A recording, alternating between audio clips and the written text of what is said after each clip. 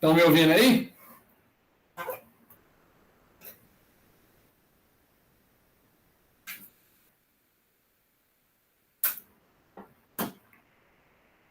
Tá sim, tá ouvindo, beleza. Deixa eu só colocar um fone aqui para.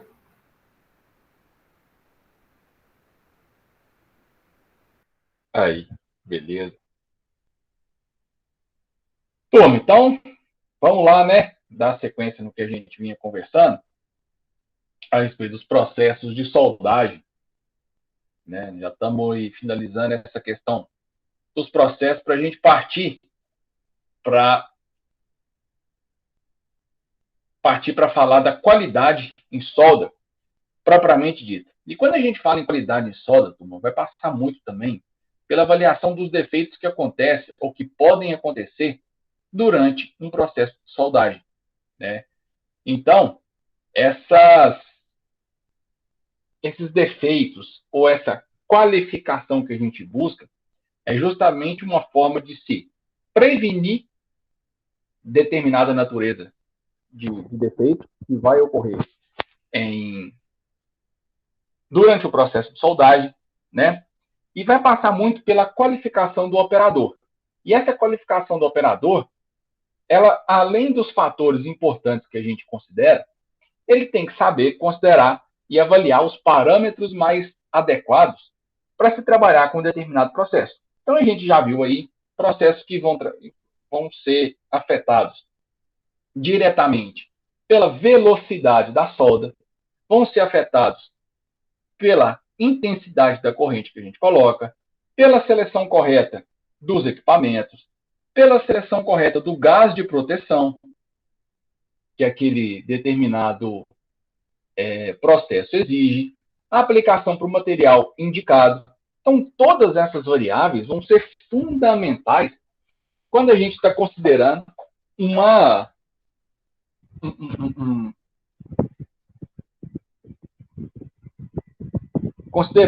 seleção dos processos no qual a gente vai trabalhar.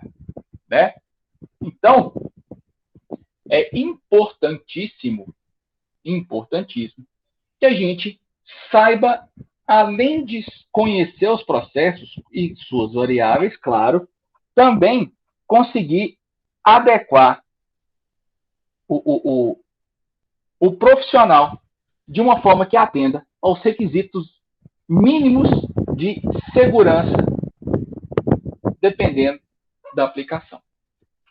Então, hoje, nós vamos começar a falar do processo chamado de MIG-MAG. Né? Pessoal, processo MIG-MAG significa que eu tenho um processo também a arco para união de peça. É que eu não coloquei para vocês.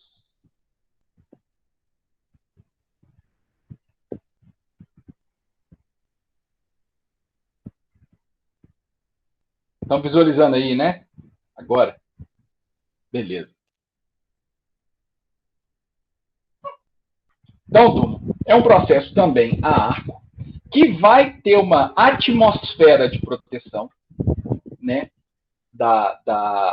desse arco que está sendo formado entre o eletrodo, que agora também é consumível, entre o eletrodo consumível e a poça de fusão. E aí vai ser importantíssimo, turma, quando a gente estiver trabalhando com esses processos, seja ele MIG ou seja ele MAG, né? E a gente costumeiramente fala MIG e MAG, mas tem uma diferença importante entre eles. Quando a gente fala nesse tipo de soldagem, agora, o gás de proteção, ele vai, além de proteger aquela transferência de material, né? Vai proteger a poça de fusão, da mesma forma que a gente viu lá no processo TIG. Agora, ele também vai ser um facilitador da transferência de material, dependendo do tipo de gás que eu estou utilizando. Então, basicamente, eu tenho o processo MIG sendo feito com um gás inerte, ou seja, um gás que ele não vai fazer interferência, não vai fazer uma atuação com o metal que está sendo transferido.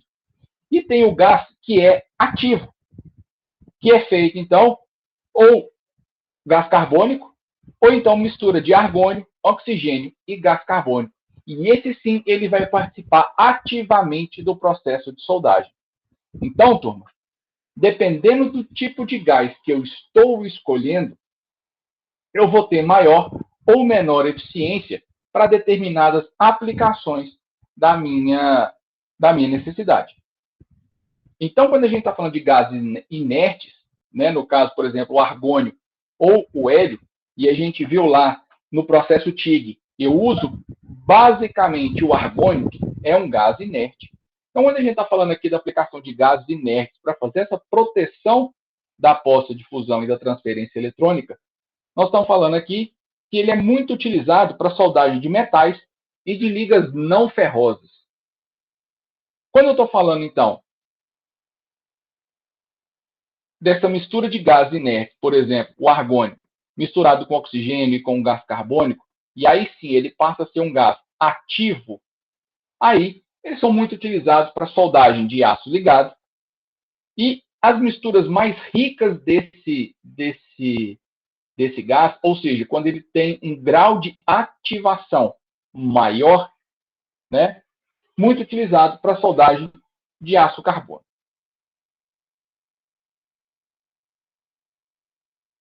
Tem, então, dúvidas?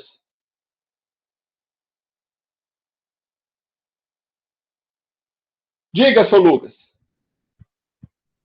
Bom, professor, quando o gás acaba, ele fica com muita porosidade na solda. Isso daí é por conta do oxigênio, que ele fica todo poroso? Isso. Na verdade, não por conta basicamente do oxigênio. Quando esse gás acaba, você tira totalmente a proteção da transferência que está tendo do eletrodo para a peça, né? Consequentemente, você deixa de ter essa proteção. O que está em suspensão no ar? Oxigênio, nitrogênio, vapor d'água. Então, essa porosidade, ela vai ser muito mais devido à questão do nitrogênio e do hidrogênio presente no vapor d'água do que propriamente do oxigênio. O oxigênio ele vai causar uma superfície oxidada, ele vai reagir causando óxidos após o processo de solidificação dessa poça de fusão.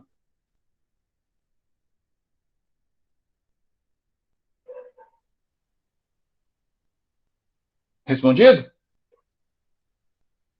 Não, beleza. Isso daí é uma coisa que eu estava um pouco sem entender, porque ela fica muito porosa sem o gás.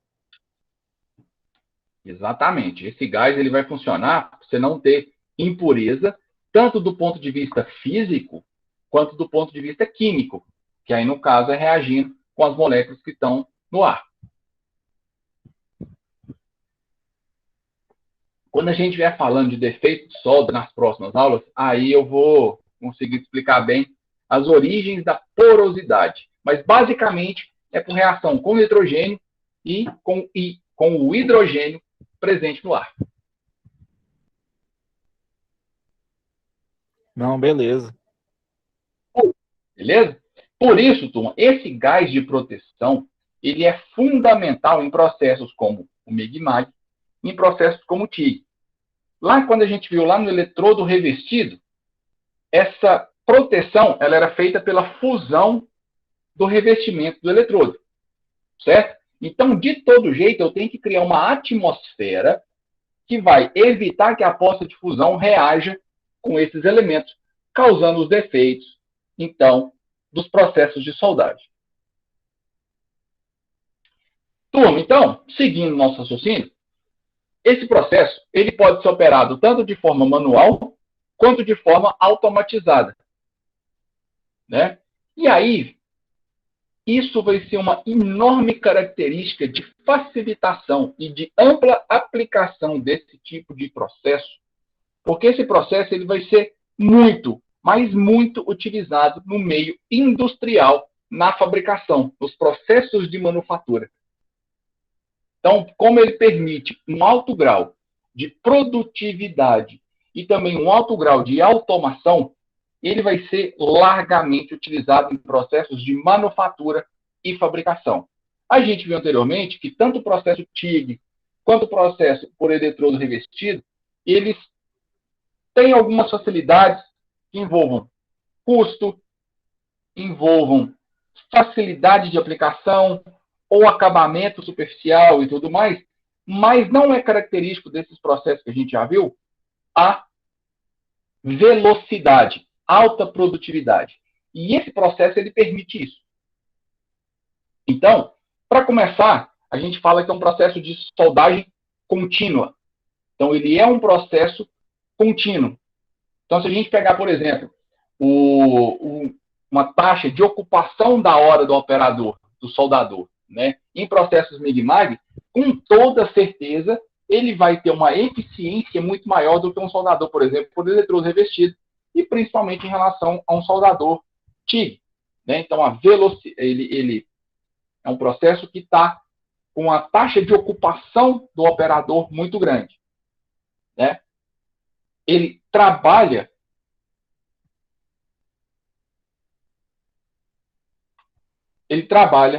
com altas correntes. Então, ele tem uma elevada taxa de deposição de material. Consequentemente, como ele tem uma alta taxa de ocupação e uma alta taxa de deposição do material, consequentemente, ele vai ter uma alta velocidade de trabalho. Produtividade. Tranquilo até então?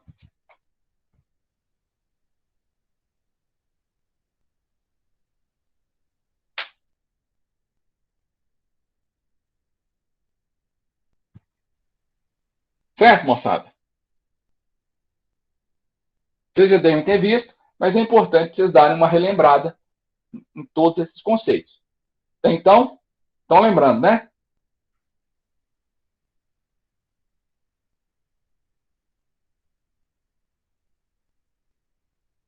Então, turma,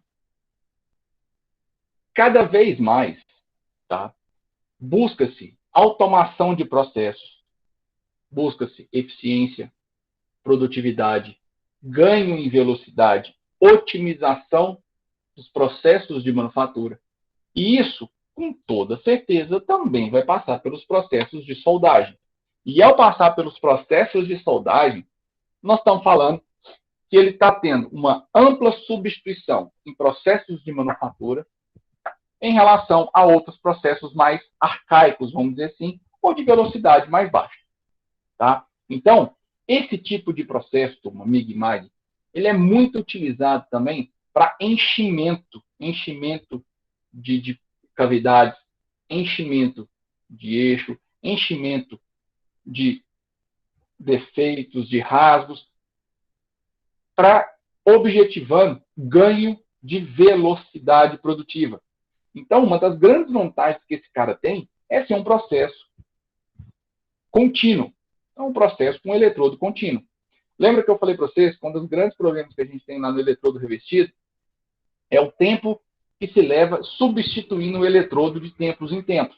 E se eu pegar um ritmo de manufatura muito alto, essa substituição de tempos em tempos, se a gente for somando o intervalo de troca de eletrodo ao longo de um dia, de um mês de produção, e isso a gente consegue mensurar, a gente vai ver que eu tenho um grande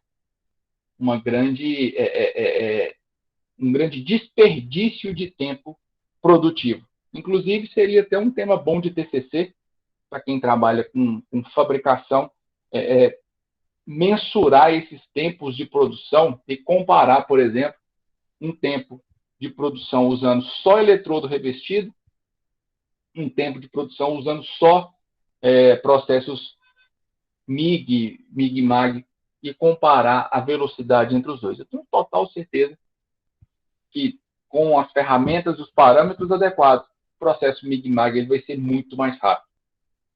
Nós vamos ver daqui um pouco, existem meios de transferência de material num processo MIG-MAG. Mas, basicamente, o processo como um todo, ele vai permitir a soldagem em qualquer posição. e não somente na posição plana. Tá? Ele consegue uma alta taxa de deposição de material e uma alta taxa de penetração na junta soldada. Como eu já comentei com vocês, pode soldar aí vários tipos de ligas metálicas, ferrosas ou não ferrosas, tá?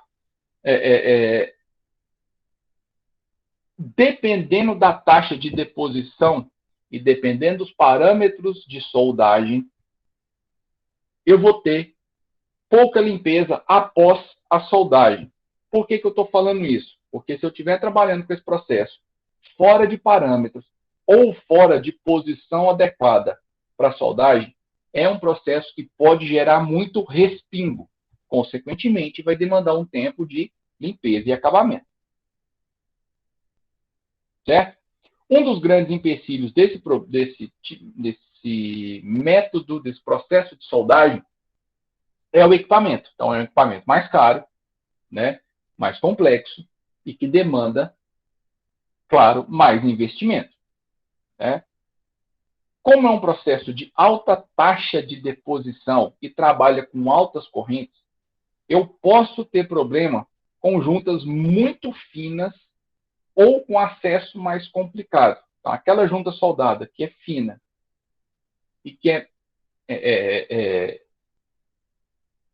esbelta, ou que eu tenho dificuldade de penetração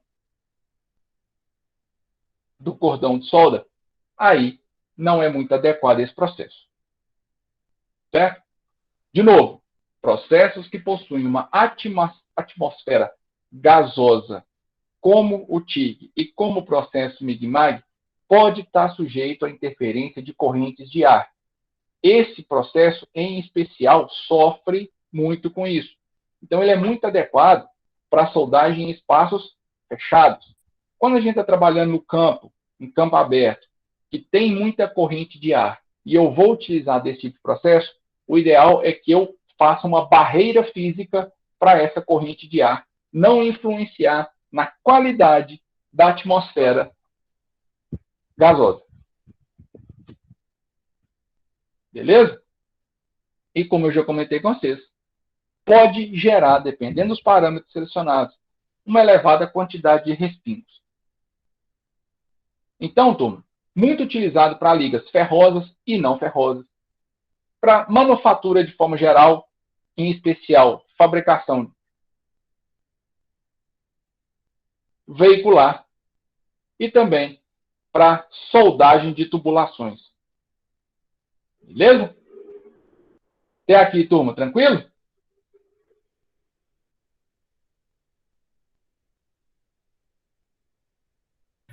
Beleza.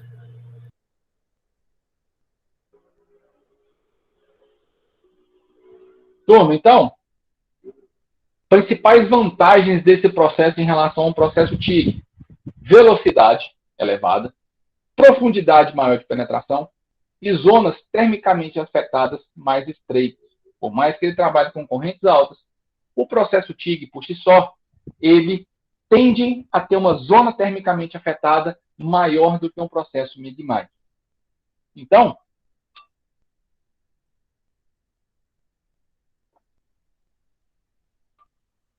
essas três características aí podem jogar, podem não, jogam a favor do processo MIG-MAG. Uma outra característica importante, e eu vou bater muito nessa tecla com vocês quando a gente falar de qualificação do soldador, é justamente a capacidade que o soldador tem que ter num processo TIG de trabalhar com as duas mãos. Uma controlando a tocha e a outra controlando o metal de adição. Aqui no processo MIG-MAG, basicamente ele vai trabalhar com apenas uma mão. Né? Então ele vai controlar a tocha, vai controlar a velocidade, vai controlar taxa de deposição desse material e a atmosfera gasosa com uma mão apenas. Então, diminui a chance daquele cara que não tem uma habilidade de trabalhar com as duas mãos ao mesmo tempo, para garantir a aplicação correta dos parâmetros.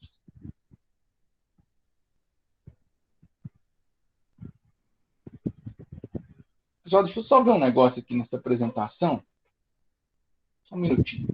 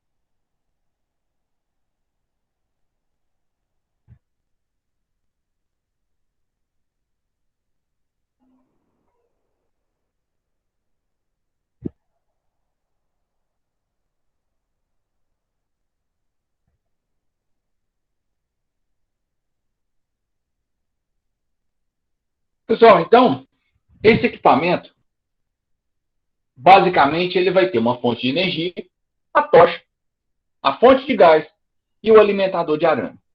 E aí, a gente precisa cuidar muito, mas muito, para que esse material ele esteja alimentado com a velocidade correta, mas também que eu permita que os gases de proteção cheguem com qualidade à tocha.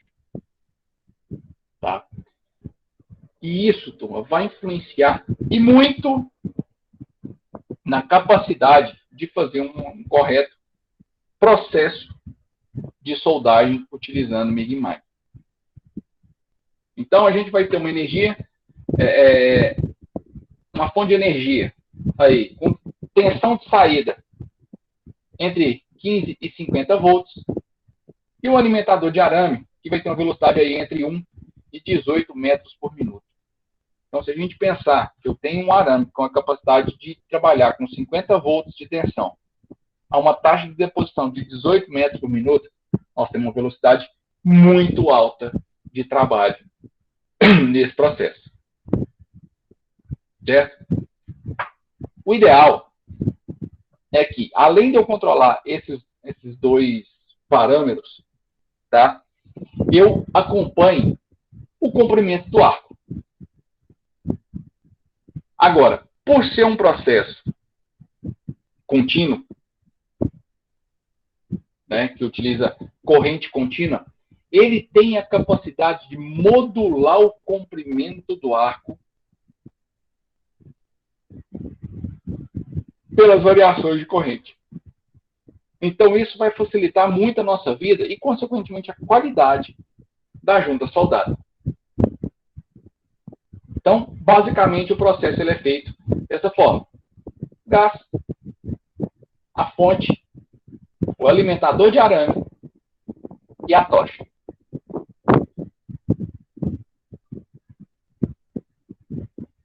E aí, turma, quando a gente fala de MIG-MIG, uma característica fundamental que a gente precisa considerar é o tipo, o mecanismo de transferência desse material.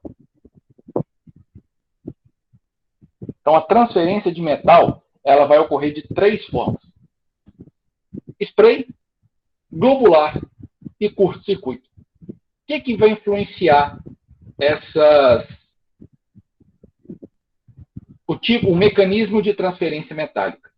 Então, parâmetro operacional, nível de corrente, polaridade, diâmetro, composição do eletrodo, composição do gás de proteção e posição de soldagem. A posição de soldagem também vai ser influenciada, também vai dizer que tipo de taxa de mecanismo de transferência metálica que a gente precisa ter, ou que a gente pode ter.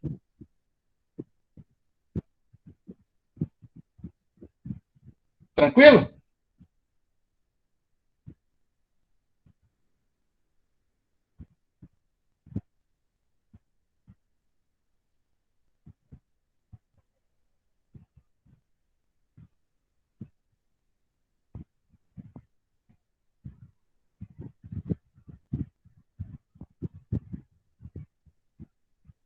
Então, a primeira delas, que a gente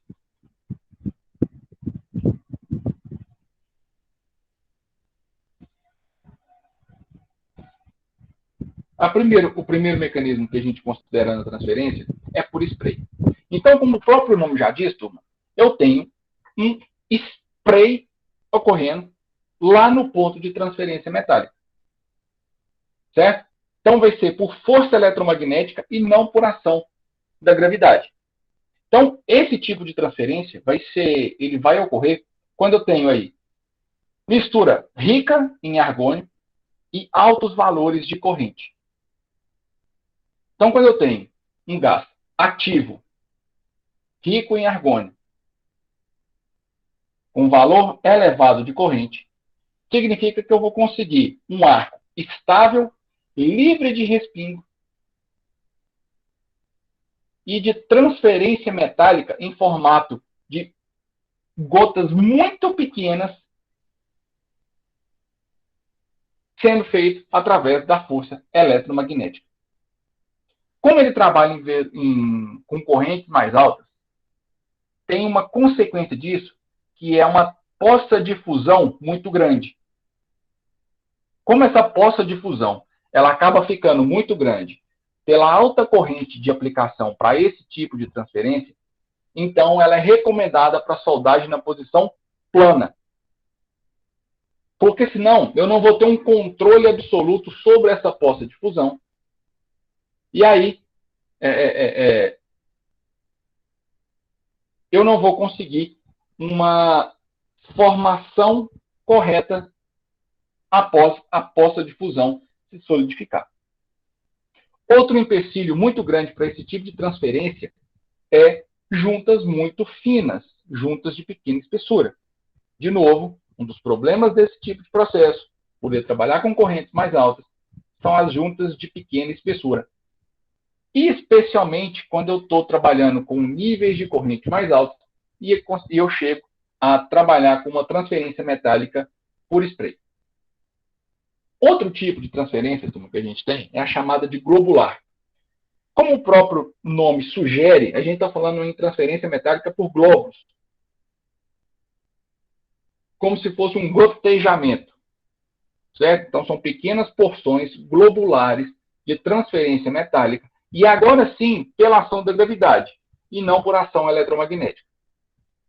Então, é muito comum quando eu estou trabalhando com proteção de gás carbônico, né, com CO2, e também utilizado para tensões mais elevadas, e aí para uma ampla faixa de corrente. Quando eu estou trabalhando com misturas ricas em argônio, se eu trabalhar com alta corrente, eu vou trabalhar com uma transferência por spray. Então, para fazer uma transferência globular num gás rico em argônio, aí eu tenho que trabalhar com a corrente baixa e tensão elevada. Dessa forma, turma, eu tenho um elevado nível de respingos, grande flutuação da corrente e tensão, e também eu estou restrito à posição plana, também devido a essa questão, tanto dos respingos, quanto pelo tamanho da poça de fusão. Agora, quando a gente está falando da transferência por curto-circuito, significa que esse eletrodo ele vai tocar, ele vai encostar periodicamente na poça de fusão. É como se ele ficasse num processo cíclico, e aí ele vai fundindo, funde, afasta, funde, afasta, funde, afasta, e aí eu tenho um ciclo de fundição, vamos dizer assim, né? Aonde nessa função vai ser transferido, então, esse metal de adição por curtos intervalos de tempo. E aí, por também tensão superficial e também forças eletromagnéticas. Então, principalmente para aço fora da posição plana, a gente utiliza esse tipo de transferência. E aí, utilizando o gás de proteção de gás carbônico. E também, para peça de pequena espessura, a gente utiliza esse tipo de transferência metálica. Porque vai trabalhar aí com correntes mais baixas e não vai depender da gravidade para que ocorra essa transferência metálica. Nesse tipo de situação, nós temos aí muito respingo e pode ocorrer falta de fusão por conta dessa intermitência da fusão do eletrodo e também pelo nível de corrente ser mais baixo. Então, eu tenho que cuidar para que esse problema não ocorra e aí também seja uma origem de porosidade do processo, como defeito do cordão de solda. Entendida a diferença dessas três, turma?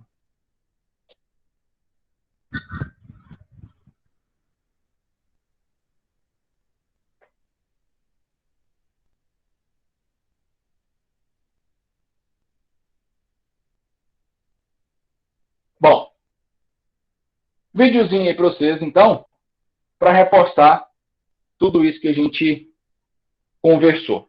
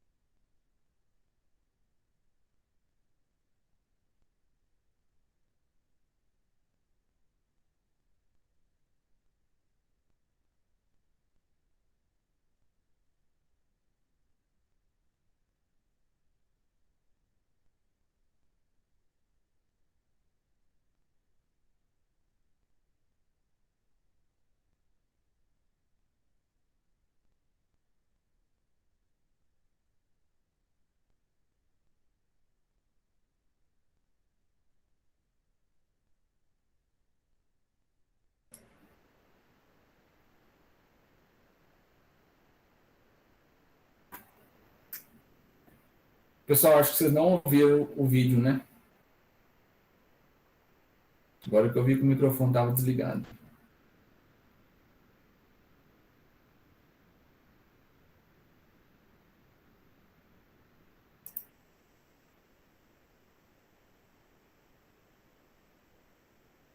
Nossa, como é que eu dei uma rateada dessa? Não vou passar de novo para vocês. Vou passar de novo para vocês agora com o áudio ligado. Vocês me perdoem que agora que eu vi. Vamos lá, vamos passar de novo. Faz mal não, vamos que vocês verem 2 vezes, agora vocês entendem. Dessa vez eu vou falar sobre os modos de transferência no processo MIG-MAG. Mas antes de tudo, pessoal, para quem não sabe o que é o processo MIG-MAG, dá uma conferida no link aí embaixo, assiste o vídeo anterior e dá aquele like para nós, ajuda bastante. Então, pessoal, eu vou falar um pouco agora sobre os modos de transferência, porque o processo MIG-MAG, ele permite alguns tipos de modos de transferência. Ou seja, o que seria um modo de transferência, o método de transferência, né? O método de transferência, ele é usado para descrever o processo pelo qual o arame é derretido e depositado no material que está sendo soldado. O meio mais comum de se fazer essa classificação é de acordo com o tamanho, a frequência e a característica com que a gota do metal derretido é transferida para o metal de base. E nesses métodos nós temos 3 tipos de transferência, que é o short arc, né, que é o mais conhecido e o mais usado na indústria, que é o curto-circuito, o modo globular e o modo arc spray, que é mais conhecido como somente spray. Eu vou começar falando primeiramente sobre um método por curto-circuito, como eu disse, é o método mais usado na indústria. Um método de transferência por curto-circuito, ele recebe esse nome por quê? Porque o arame de solda toca o metal inúmeras vezes por segundo, causando uma sequência de curtos-circuitos. Quando você pressiona o gatilho da tocha, o arame sai continuamente e na área do arco vão ocorrendo vários curtos-circuitos entre o arame e o metal de base que está sendo soldado, produzindo uma aparente explosão, derretendo o arame e estabilizando o arco. Enquanto estiver soldando, este ciclo ele pode se repetir continuamente entre 20 ou até 250 vezes por segundo. E é uma coisa muito rápida, pessoal. Nesse outro vídeo, pessoal, eu vou falar um pouco sobre o processo globular. O método globular de transferência, ele é comumente referido como um estado entre os métodos curto-circuito e spray. Ele fica no meio, entendeu? Ele não é nem curto-circuito nem spray. Ele é basicamente grandes gotas do metal que é derretido e são transferidas por gravidade para a peça. As gotas que são feitas são normalmente mais largas que a espessura do arame que está sendo utilizado, né? Que é o arame a bitola do arame. Como a gota do arame derretido pinga, esse método de transferência não é tão efetivo como o método por spray. O globular é o método mais instável de transferência. Ele tem uma soldagem de aparência muito feia, é sujeita a muito mais respingo do que nos outros métodos, do que nas outras situações. E também tem o problema de falta de fusão, uma incompleta, né? Uma fusão incompleta na poça de soldagem, que acontece quando as grandes gotas, do metal derretido, ele cai e espalha para fora da poça, causando o efeito de solda fria. Já no método puro spray, é um método de transferência que pulveriza pequenas gotículas do arame derretido dentro do arco. Ao contrário, no método globular, ele usa grandes gotas com um diâmetro maior do que a bitola do arame. Esse é o contrário, as gotas são menores do que a bitola do arame, do que o diâmetro do arame. O arco ele fica ativo 100% do tempo quando estiver soldando, desde que ele esteja estabilizado, né? E esse método ele usa relativamente uma alta voltagem, maior velocidade do arame e a amperagem é muito alta, se comparado com o método por curto-circuito. Ele produz altíssimas taxas de deposição de material. Também pode chamar a atenção ao fato de que esse método é comumente usado em posições planas e horizontais. E ele se limita muito para posições verticais. Já nesse próximo vídeo, pessoal, eu vou mostrar para vocês aonde acontece a transferência de um para o outro, do curto-circuito para o globular, do globular para o spray. Você vê o soldador, o operador, ele regula a máquina até onde ele quer chegar no método de transferência. Então, vocês podem reparar que o soldador ele regula Ele vai regulando até chegar no método spray. Ele sai do curto-circuito e chega no método spray, que é o método que ele quer usar. E é isso aí, pessoal. Eu falei rapidamente sobre os modos de transferência que existem no processo Mig-Mag e eu espero que vocês tenham gostado. Já deixa aquele like, compartilhe com seus amigos. Agora sim, entendido aí, moçada? Então, como é que os videozinhos, como que de fato ocorre esse processo de transferência metálica e principalmente qual que é a importância de cada um deles e a aplicação, né?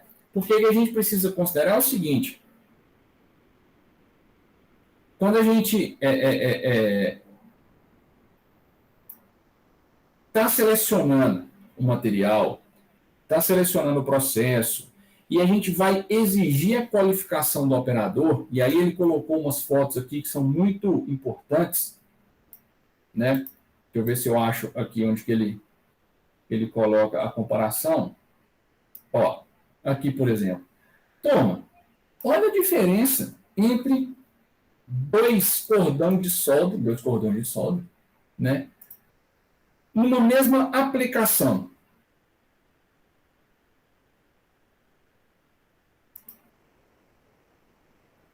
Se vocês se deparassem com a situação dessa aqui, o que vocês acham? Qual seria a avaliação de vocês?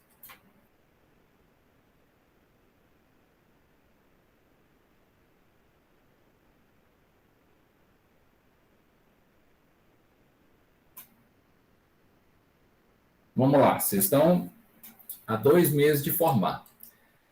O que vocês avaliariam ou tivesse essa situação aqui para vocês?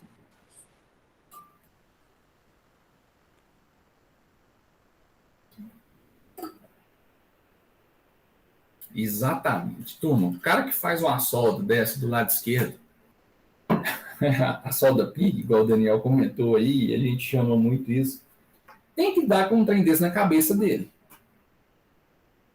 Né? Turma, isso aí é uma completa falta de noção na escolha de qualquer parâmetro, qualquer variável de soldagem. Corrente errada, processo errado, velocidade de trabalho errada, enfim, qualquer parâmetro que vocês quiserem considerar dentro de um processo de soldagem, está tudo errado, está tudo fora.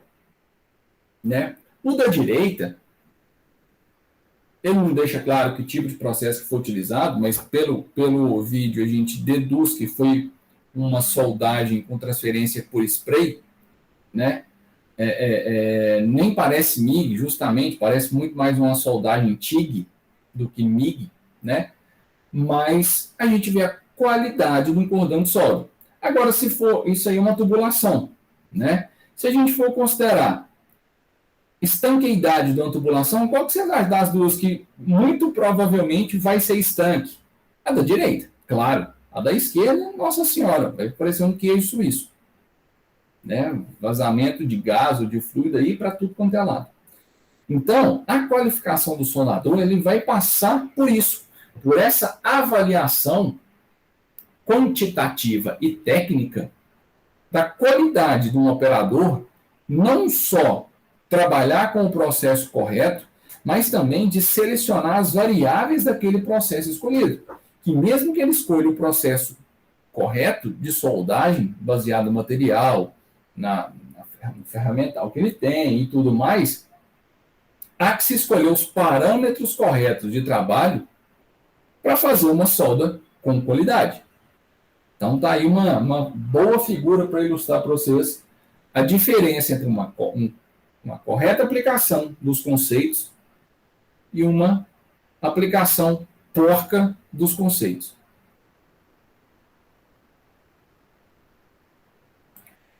E aí, seguindo, turma, a gente vai falar um pouco dos consumíveis, né?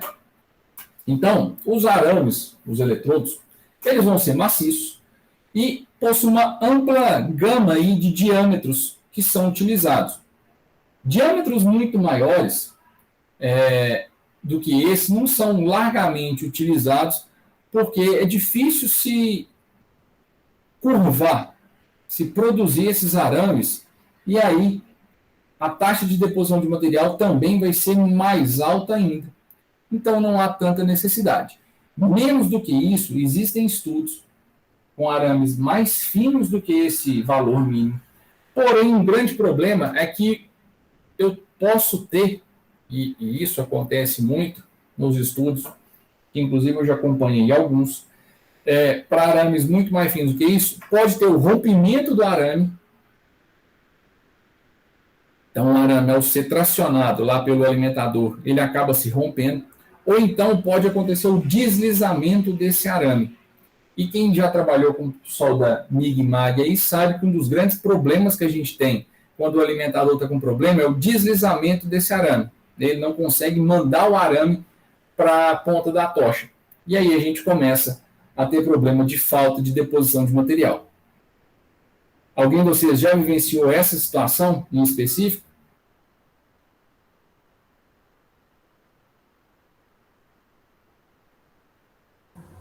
Acontece, né? E quando isso acontece, o que acontece, Yuri? Como que fica o cordão de solda? Uma bosta. Então, Tem passa raiva. resume bem como que o processo MIG é afetado quando eu tenho essas características acontecendo. Beleza? Turma, então, basicamente, eu tenho 5 fatores aí que vão influenciar na escolha do arame. Primeiro, composição química do metal de base. Né? A gente sabe que existem ligas ferrosas, não ferrosas, que podem ser soldadas, alumínio, cobre, daí por diante, então eu tenho que ter o eletrodo adequado àquela utilização. Segundo, as propriedades mecânicas do metal de base, gás de proteção que eu vou empregar, tipo de serviço e os requisitos da especificação aplicável e o tipo de projeto de junta. Então, tudo isso vai ser diretamente influenciador na escolha que eu vou fazer. Né? Então, quando eu estou falando dos gases de proteção, posso utilizar, então, gases nobres, argônio ou hélio, que são os mais comuns utilizados, inertes, né? Ou então, os gases ativos. Então, pode ser uma mistura deles, como eles podem ser utilizados de forma pura. Então, tem o argônio e o hélio. Pode ser uma mistura de argônio com hélio, sofrendo adições aí de gás carbônico, uma mistura mais pobre ou uma mistura mais rica, né? E aí, até chegar no gás carbônico puro. Então, cada um desses consumíveis, esses gases de proteção, que também são consumíveis do processo, vai ter uma determinada aplicação, conforme a gente já comentou aí anteriormente. Então, basicamente, eu vou utilizar esse processo para soldagem de todos os metais comercialmente importantes: aço, alumínio, inox, cobre e outros, né? E aí, materiais acima de 0,76 milímetros permite a soldagem em todas as posições. Moçada, até aqui, tranquilo?